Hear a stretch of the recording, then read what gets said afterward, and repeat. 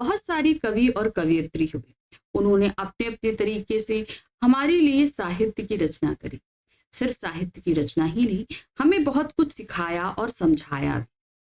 ऐसे ही एक कश्मीरी की कवयित्री थी ललित। आज हम उनके वाक को पढ़ने वाले।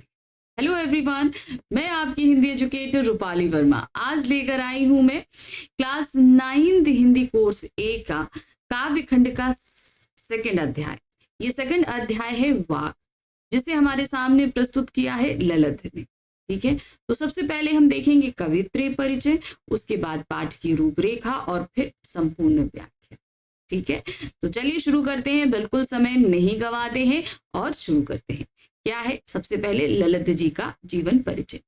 कश्मीर की लोकप्रिय कवित्री ललित का जन्म 1320 ईस्वी के लगभग कश्मीर के पामपोर में सिमपुरा गांव में हुआ था। उनके जीवन से संबंधित प्रामाणिक तथ्य नहीं मिलते, क्योंकि देखिए जो इतने पुराने कवि या लेखक जो भी रहे हैं, इनके जीवन के साक्ष्य मिलना थोड़ा सा मुश्किल हुआ है, क्योंकि उनके द्वारा लिखी हुई रचनाओं के ही संपूर्ण भाग नहीं मिल पाते। तो वो कब पैदा हुए, कहाँ पैदा हुए, ये सारी चीजें भी कहीं ना कहीं जो है विवादों में घिरी रहती है। यही चीज ललित जी के साथ हुआ, क्योंकि इनका जन्म 1320 ईस्वी में हुआ था, बहुत पहले हुआ। इन्हें लल्लेश्वरी, लल्योगेश्वरी, ललारिफा आदि नामों से जाना जाता है। ललित ने मीरा, तुलसी, कबीर आदि की तरह धर्म की मान्यताओं से ऊपर उठकर मानवता व मानव प्रेम को ही प्रमुख माना है। यानी कि हम किसी धर्म में, किसी ईश्वर में ना फंसे, हम मानवता को परे माने, क्योंकि ईश्वर के लिए ये मानवता ही सर्वोपरि है। वे धर्म की मान्यताओं, आडंबरों के ऊपर उठकर उस प्रभु भक्ति की अनिवार्यता पर जोर देती हैं, जिससे वह जीवन जुड़ा हुआ। ललित का काव्य वाकों के लिए प्रसिद्ध है, यानी कि उन्होंने उनकी लेखन शैली, जैसे कबीर लिखते हैं, साखियां लिखते हैं, शबद लिखते हैं, उसी तरीके से रहीम जी भी संवैये लिखते हैं। तो उसी तरीके से ललित जी के लिखने के जो तरीके हैं उनको वाक कहा गया। क्या कहा गया है? वाक कहा गया। उन्होंने अपनी रचनाओं में आम जनता की सरल भाषा का प्रयोग किया है। अभी आप पढ़ेंगे ना, वाक बहुत ही सरल भाषा है, इसीलिए उन्हें आधुनिक कश्मीरी भाषा का प्रमुख आधार माना जाता है। उनकी कविताएं अरबी, फारसी, संस्कृत आदि भाषा के शब्दों से बोझल नहीं। ठीक है, उन्होंने इतने सारे शब्दों को लेने की कोशिश नहीं करी कि सामने वाले व्यक्ति जो पाठक है उनको पढ़ने में तकलीफ हो, समझने में तकलीफ हो। अपितु सरल हिंदी में रचित है।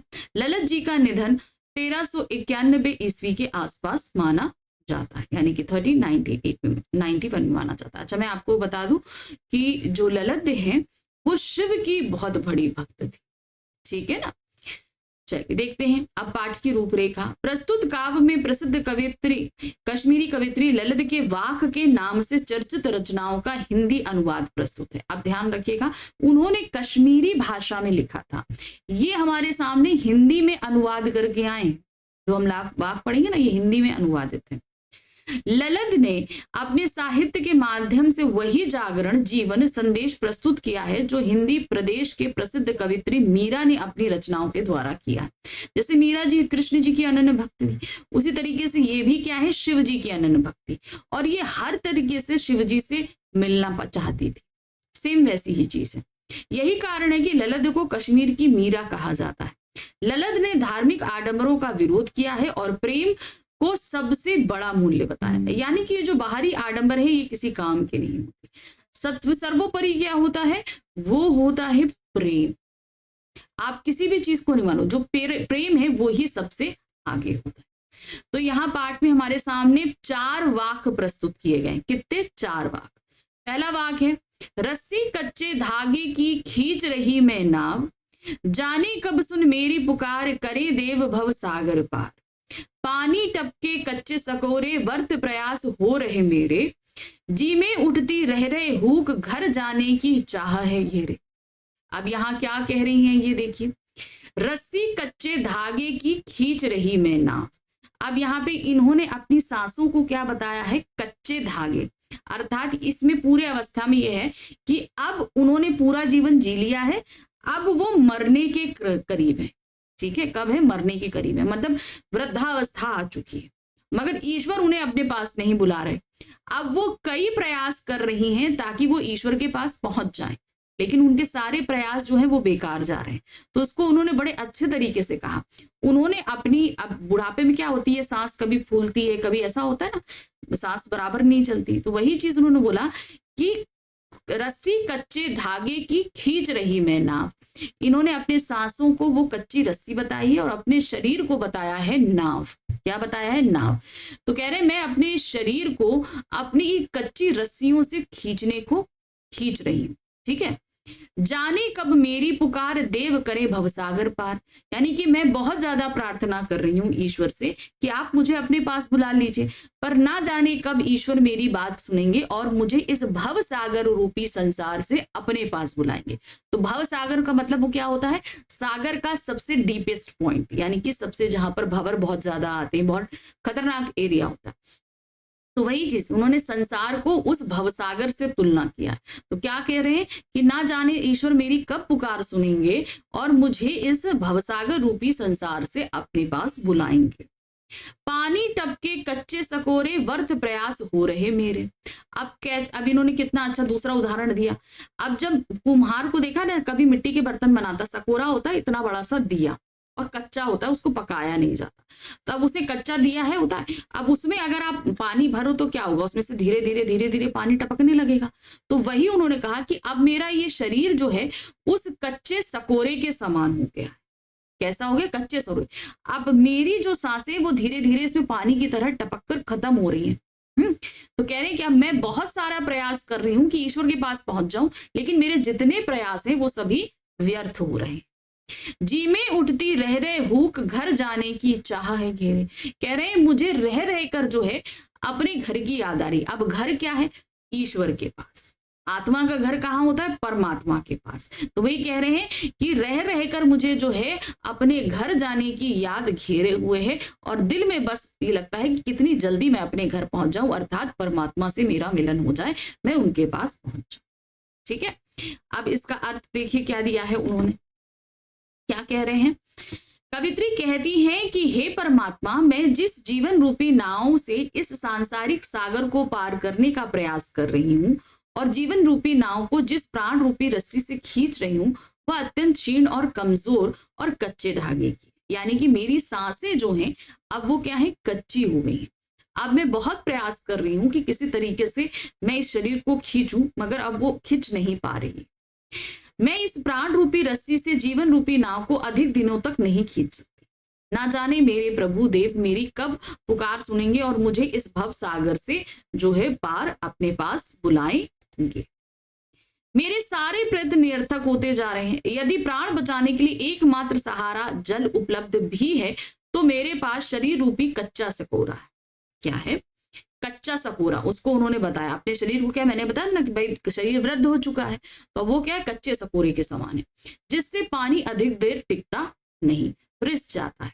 अपने प्रभु से मिलने में मेरे सभी प्रयास व्यर्थ हो रहे हैं। मतलब मैं अपने ईश्वर से मिलना चाह रही हूँ, मेरे जितने भी प्रयास हैं वो सभी बेकार होते जा रहे हैं। मेरे हृदय में रह रह कर तीव्र तड़प उठती है। मैं कब अपने प्रभु से मिलूंगी? मुझे घर जाने की चाह ने घेरा हुआ है। आपसे मिलने हेतु मेरी वेदना दिन प्रतिदिन बढ़ती ही जा रही है। अतः हे परमात्मा, मुझे इस भवसागर से पार कीजिए, मुझे इससे आगे निकालिए। चलिए अब देखते हैं दूसरा वाक्य क्या कह रहा है। खा खाकर कुछ पाएगा नहीं, ना खाकर बनेगा अहंकारी।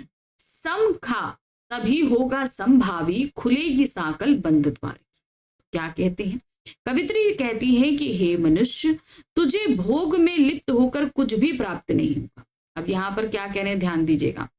यानी कि खा खाकर कुछ पाएगा नहीं, यानी कि हमारे जीवन में बहुत सारी चीजें उपभोग करने के लिए, मतलब खाने पीने की, पहनने की, घूमने की, आराम की, तो ये सारी चीजें क्या है? हमारे उपभोग करने की ही तो है ना। तो वही कह रहे हैं कि संसार में बहुत सारी चीजें हैं उपभोग करने की, और तुम जब तक सब चीजों का उपभोग करते रहोगे तुम्हें कुछ भी प्राप्त नहीं होगा। ना खाकर बनेगा अहंकारी, और अगर तुम ये सारी चीजों का उपभोग नहीं करोगे तो तुम अहंकारी हो जाओगे। अरे देखो मैं तो ऐसा हूं, मैं इन सारी चीजों का प्रयोग नहीं करता तो मैं तो बहुत अच्छा हूं। तो एक तुम्हारे अंदर वो अहंकार व्याप्त हो जाएगा।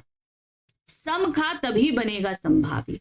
अब कह रहे हैं कि तुम संभाव से जियो, यानी कि जितना तुम्हारे पास उपभोग करने के लिए वस्तु है उसमें जितनी जरूरत है तुम उतना उपभोग करो और बाकी सब चीजें जो है वो तुम दान दे दो। ठीक है, अगर तुम सारी चीजों का उपभोग करोगे तो तुम्हें कुछ मिलेगा नहीं, और सब चीज अगर दान दे दोगे तो तुम्हारे अंदर अहंकार हो जाएगा। तो ये दोनों परिस्थितियां तुम्हारे लिए अच्छी नहीं है। तो इस कंडीशन में तुम क्या करो कि तुम्हें जितनी जरूरत है तुम उतना उपभोग करो और बाकी जो तुम्हारे पास बच रही है उन सभी को क्या करो, दान दे दो। तो इस तरीके से तुम समभाव में रहोगे, ना तुम्हारे अंदर अहंकार आएगा ना ही कुछ। तभी तुम्हारे हृदय की जो बंद द्वार की जो साकल है, हृदय का जो एक सिटकनी लगी हुई, साकल मतलब होता है दरवाजे की जो सिटकनी होती है, तो तुम्हारे हृदय पर जो अहंकार रूपी सिटकनी लगी है ना वो खुल जाए और तब तुम सही रूप से इस संसार में जीने की कला को समझ पाओगे। भावार्थ देखिए, कवित्री कहती है कि हे मनुष्य, तुझे भोग में लिप्त होकर कुछ भी प्राप्त नहीं होगा। भोग और सन्यास दोनों मनुष्य को राग द्वेषी बना देते हैं, यानी कि अगर तुम सन्यास ले लेते हो तो भी तुम्हारे अंदर अहंकार ही आएगा, जिससे परमात्मा मिलन के सारे द्वार बंद हो जाएंगे। अगर अहंकार है तब भी तुम ईश्वर को प्राप्त नहीं कर पाओगे, उपभोग करते रहोगे तो भी तुम ईश्वर को प्राप्त नहीं कर सकते। यदि मनुष्य भोग त्याग कर वैरागी हो जाएगा तो तंत्र साधनाएं उसे अहंकारी बना देंगी, जाहिर सी बात है, तो उसके अंदर तंत्र साधना आ जाएगी, क्योंकि उसे लगेगा भी परमात्मा से श्रेष्ठ हो चुका है। कवित्री कहती है कि भोग और वैराग्य के मध्य एक मार्ग और है जो इंद्रियों को नियंत्रित एवं संयमित रखने से प्राप्त होता है। यह मार्ग है समानता का। जो मनुष्य सुख दुख दोनों ही स्थिति में संतुलित रहता है, अर्थात समानता का भाव रखता है, उसके लिए मुक्ति रूपी द्वार की कुंडली स्वयं ही खुल जाती है और तब उसका परमात्मा से मिलन हो जाता है। तो हम क्या होते हैं, ना हमारे अंदर अहंकार आ पाता है, ना ही हम उपभोगी बन पाते हैं। तो हम एक मिडिल वे पे चलते हैं, और जब मिडिल वे पे चलते हैं तो हम सबका भला कर पाते हैं और अपना भी कर पाते हैं। और ईश्वर तो यही चाहते हैं कि भाई आप परोपकारी बनिए, मनुष्यता अपनाइए, मानवता करिए। तो वही चीज हमारे अंदर आ जाती है और जिससे ये होता है कि हमें ईश्वर की प्राप्ति जल्दी हो जाती। तीसरा वाक्य क्या दिया है, आई सीधी राह से गई न सीधी राह, सुषुम सेतु पर खड़ी थी बीत गया दिन आह, जेब टटोली कौड़ी न पाई, मांझी को दूं क्या उतराई। तो अब क्या है, अब कंडीशन ये है कि वो कवित्री जो है वो उस स्थिति पर हैं जहां पर अब ईश्वर किसी भी पल उनको वहां से लेके जा सकते हैं। ठीक है, तो क्या कहते हैं, आई सीधी राह गई न सीधी राह। तो अब कवित्री क्या है, अपने जीवन के अंतिम पड़ाव पर है। अब खड़े होकर उस पड़ाव पर अपने पूरे जीवन को वैल्यूएट कर रही है, यानी कि उनका जितनी भी पास्ट लाइफ है वो सभी को देख रही है। वो कह रही है कि मैंने अपने पूरे जीवन में हट करते हुए जिद से सारी चीजें अपनाने की कोशिश करी, यानी कि मैंने कोई भी ऐसा कर्म नहीं किया जो दूसरों के लिए। तो सिंपल सी बात यह है कि मैंने क्या किया, मैंने हट करते हुए अपने जीवन को बिता दिया, यानी कि आई सीधी राह से गई न सीधी राह, यानी कि मैंने ना कोई सीधी राह अपनाई कार्य करने की और ना ही उस कार्य को पूर्ण करने की। तो मैंने कि पूरा संपूर्ण जीवन जो है वो कोई भी अच्छे कर्म नहीं किए। सुषुम सेतु पर खड़ी थी बीत गया दिन आह। सुषुम सेतु क्या होता है, यानी कि हमारे जीवन का जो आखिरी पुल होता है जो हमें इस दुनिया से उस दुनिया में लेकर जाता है, तो उसे सुषुम सेतु का, सुषुम नाड़ी होती है हमारी, ये यहाँ जो धड़कती है इसको सुषुम नाड़ी कहते हैं। तो अब जब हम ईश्वर के पास जाने लगते हैं तो ये क्या होता है, ये नाड़ी टूटने लगती है ना, क्योंकि भाई हमारा शरीर तो यही छूटेगा, आत्मा जाएगी, ईश्वर आत्मा लेकर जाएंगे। तो वही चीज उन्होंने यहाँ पर सीधे बोली है कि अब मैं उस पड़ाव पर हूं कि उस पुल पर हूं जहां पर शरीर मेरा यहाँ छूटेगा और आत्मा मेरी परमात्मा पे जाएगी। तो उस पुल सुषुम नाड़ी रूपी पुल पर मैं खड़ी हूं। पूरा दिन बीत गया, यानी कि मेरा पूरा जीवन बीत गया। अब ईश्वर क्या है, मुझे इस संसार से उस संसार पर ले जाने के लिए उन्हें कुछ तो चाहिए। जिस तरीके से नदी पार करने के लिए एक मांझी मेरे से कुछ ले, मान लीजिए आप नदी के इस पार हो, आपको नदी के उस पार जाना है, तो आप बोट के थ्रू जाओगे तो उस बोट वाले को कुछ पैसा तो दोगे ना, तभी तो आपको इस पार से उस पार ले जाएगा। तो बोट चलाने वाला कौन होता है, मांझी होता है। तो वही कह रहे हैं कि ईश्वर रूपी मांझी अगर मुझे इस संसार से उस संसार में, यानी कि अपने उस संसार में लेकर जाएंगे तो कर्म रूपी जो पैसा है वो उन्हें चाहिए, ठीक है। तो कर्म हमें चाहिए, भाई मांझी को तो मनी चाहिए होगा, लेकिन ईश्वर को तो पैसे से कोई मतलब नहीं। तो उन्हें क्या चाहिए होगा, उन्हें हमारे अच्छे कर्म चाहिए। तो वो क्या कह रहे हैं कि मैंने जब जेब टटोली तो कौड़ी ना पाई, या अर्थात मैंने जब पूरा अपना बैग जीवन देखा, पूरा सारा जीवन देख लिया, तो देखा कि मैंने तो वो अच्छे कर्म करे ही नहीं। तो अब मांझी को दूं क्या उतराई, अर्थात मैं अब ईश्वर को वो कर्म मेरे पास देने के लिए है ही नहीं।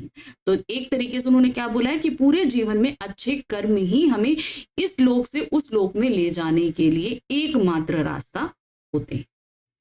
अब इसका भावार्थ कवित्री कहती है कि जिस परमात्मा ने सहज सामान्य रूप से मुझे इस संसार में भेजा, मैं उसी ईश्वर को प्राप्त करने के लिए सहज मार्ग की अपेक्षा टेढ़े मेढ़े मार्ग को अपनाने में लगी रही। यानी कि ईश्वर को पाने का जो सही तरीका होता है वो तरीका ना अपना के ये करना है, दिखावा करना है, यहाँ जाना है, वो तीर्थ स्थल जाना है, ये सारे मैं काम करती रही। कई तरह की तंत्र साधनाओं के सहारे सुषमा नाड़ी को जागृत कर परमात्मा को प्राप्त करने के भ्रम में मैंने संपूर्ण जीवन बिता दिया। अंततः जब संसार रूपी सागर से उतरने यानी किनारे पर पहुंचने का समय आया, तब मैंने अपनी जेब टटोली यानी कि खोजी, तो ईश्वर रूपी मांझी या नाविक को देने के लिए मेरे पास कुछ नहीं था। मैं भूल गई कि ईश्वर को दिखावा आडंबर नहीं बल्कि भक्त की सहज भावना, उसका प्रेम चाहिए। इस अर्थ में मेरा जीवन निरर्थक रहा, क्योंकि जीवन के अंत में ईश्वर की आपत्ति करने के लिए मेरे पास कुछ भी नहीं था, यानी कि मेरे पास उनको देने के लिए कुछ भी नहीं था। चलिए अब हम आगे चौथे वाक्य पे। यहाँ क्या दिया गया है, थल थल में बसता है शिव ही, भेद ना कर क्या हिंदू मुसलमान, ज्ञानी है तो सब स्वयं को जान, वही है साहिब की पहचान।